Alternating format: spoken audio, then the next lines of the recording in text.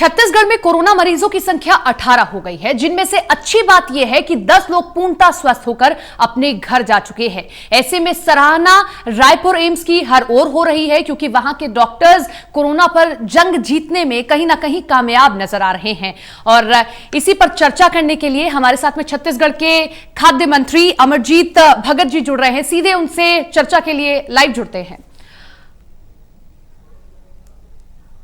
अमरजीत जी के पास हम जाएंगे।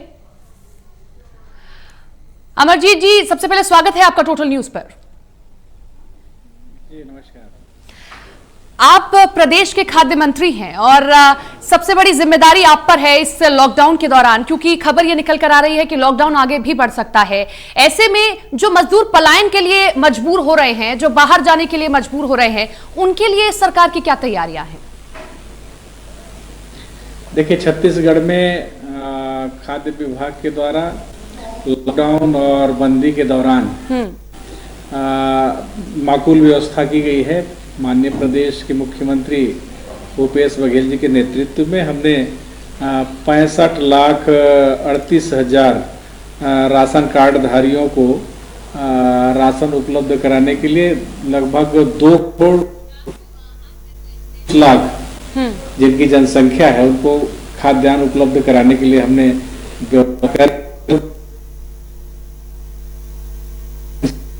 साथ ही जो अन्य प्रदेश के जो राहगीर हैं, जो मजदूर तबके के लोग हैं आकर के यहाँ फंसे हैं, उनके लिए भी खाद्यान्न का व्यवस्था हमने कलेक्टर के माध्यम से, ग्राम पंचायतों के माध्यम से, नगर निगम के माध्यम से, नगर पंचायतों के माध्यम से हमने करके रखा है। और यहाँ पर खाद्यान्न का कोई दिक्कत नहीं है और सभी लोगों को खाद्यान्न उपलब्ध हो रहा है।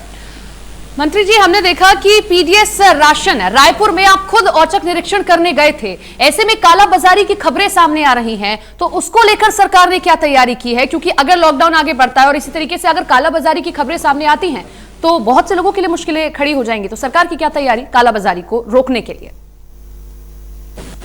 देखिए, कोरोना के खिलाफ जंग में सभी का योगदान अहम है और हम सभी लोगों का नैतिक जवाबदारी हो, चाहे वो सरकार के नुमाइंदे हों या उनसे जुड़े लोग हैं या व्यापारी हैं या आम नागरिक है, सभी लोग अपना अपना योगदान दे रहे हैं।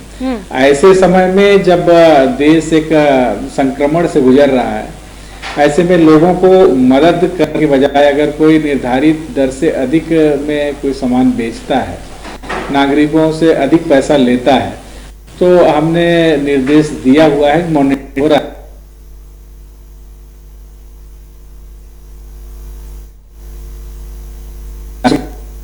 मालिकों को हमने कह रखा है, आदेश दिया है कि हमें दुकान के सामने उसका रेट लिस्ट चस्पा करें और नागरिकों को उसकी सुविधा रहे कि निर्धारित दाम पे उसको सामान मिले, क्राइसिस कहीं नहीं हो और इस समय जो क्रूशियल टाइम है इसका कोई नाजायज फायदा ना उठाए।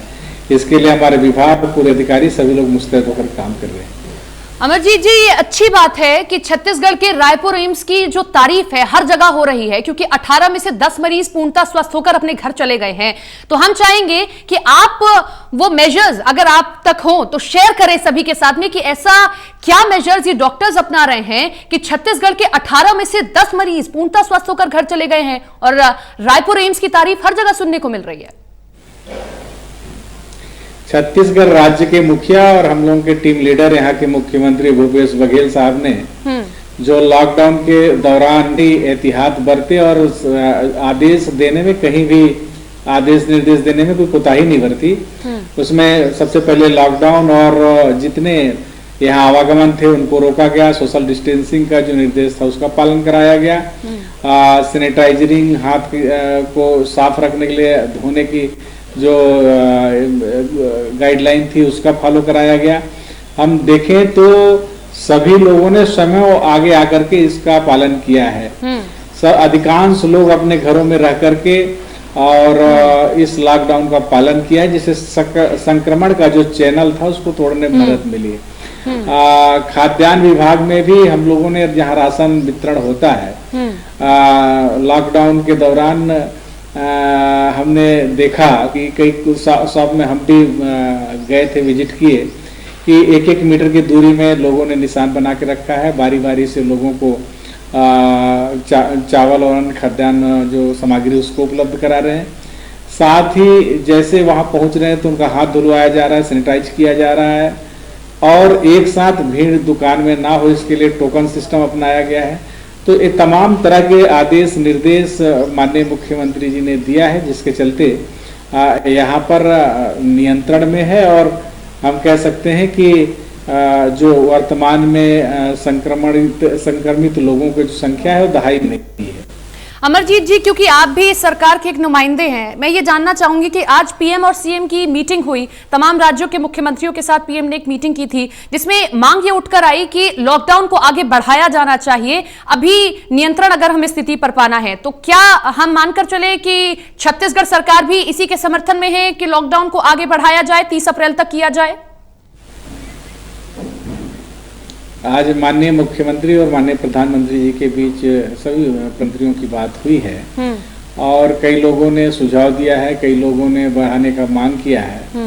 इस परिप्रेक्ष्य में जो इंटर स्टेट बॉर्डर है उसको तो लॉक ही रखना चाहिए। उसमें बंदी में ढील देने से संक्रमित लोगों का खतरा बढ़ेगा, लेकिन स्टेट के अंदर बहुत सारे जो क्षेत्र हैं जहां पर संक्रमित लोगों की कोई पहचान नहीं है, कोई अभी तक डिटेक्ट नहीं हुआ है, तो जो ऐसा किसानी सेक्टर है जहां से लोग खेतों में जाएंगे, काम करेंगे,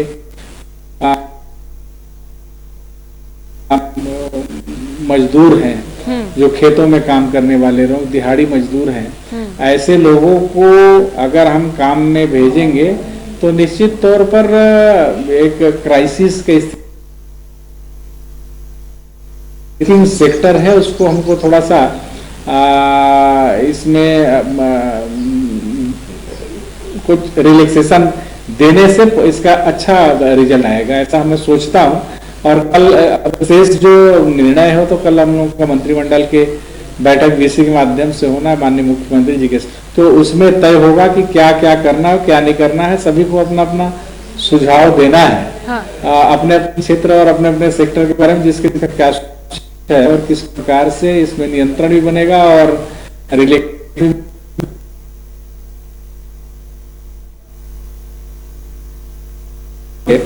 तो कुछ निर्णय आएगा प्रदेश के बारे में, और कि हम सब लोगों को इंतजार करना है। अमरजीत जी, मैं एक आखिरी सवाल का जवाब आपसे जानना चाहूंगी। लॉकडाउन के दौरान दो लोगों के सामने बहुत मुश्किलें खड़ी हुई थी। एक तो मजदूर जो रोजी रोटी जिसकी रोजाना की है कि रोज कमाता है रोज खाता है, और दूसरा किसान था, क्योंकि किसान के सामने खेत में उसकी खून पसीने की मेहनत खड़ी हुई है, लेकिन मजदूर नहीं है या फिर अब वो कटाई के लिए बाहर नहीं जा पा रहा है। तो ऐसे में अगर लॉकडाउन आगे बढ़ रहा है तो प्रवासी मजदूरों के लिए और किसानों के लिए सरकार की क्या तैयारी है? क्योंकि किसान इस वक्त बड़ा परेशान नजर आ रहा है, जो उसकी खेती है वो उसे कहीं ना कहीं अब बर्बादी की ओर जाती दिखाई दे रही है, तो उसके लिए क्या सरकार की तैयारी? निश्चित तौर पे आपने जो बात कही उससे हम भी सरोकार रखते हैं, और मजदूरों का जो समस्या है, किसानों का जो समस्या है, वो वाकई में जो है उससे नकारा नहीं जा सकता है। लेकिन ये भी ध्यान देना है कि उसका किस किस क्षेत्र में उसका हम रिलैक्सेशन देंगे। जिस एरिया में जो इन्फेक्शन बढ़ा है, जहाँ पर केस डिटेक्ट हुआ है, उन क्षेत्रों को हमको उससे रिस्ट्रिक्शन रखना पड़ेगा वहाँ के लिए, और बाकी क्षेत्रों के लिए हमको रिलैक्सेशन देना पड़ेगा, तब तो जाकर के बात बनेगी।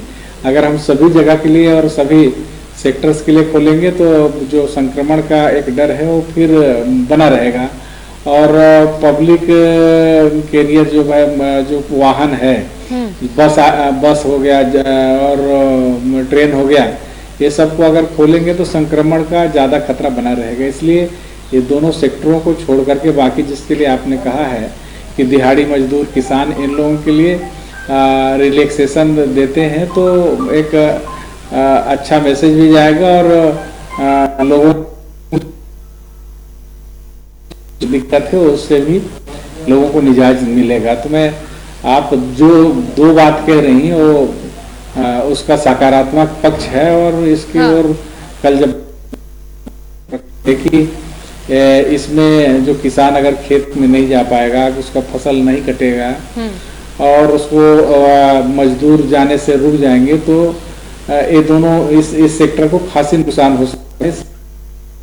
जब निर्णय होगा उसमें इन सभी बातों को ध्यान में रखते हुए निर्णय कुछ आएगा, ऐसा हम उम्मीद करते हैं। चलिए, बहुत बहुत शुक्रिया आपका जुड़ने के लिए और तमाम जानकारी साझा करने के लिए। तो ये छत्तीसगढ़ के खाद्य मंत्री अमरजीत भगत हमारे साथ में जुड़े हुए थे और तमाम सवालों के जवाब दिए। और इसी के साथ में ये भी कहा कि टोटल न्यूज का ये सवाल कि किसानों और प्रवासी मजदूरों के लिए क्या सरकार की तैयारी है अगर लॉकडाउन आगे बढ़ता है, तो वो कल के मंत्रिमंडल के बैठक में ये सवाल भी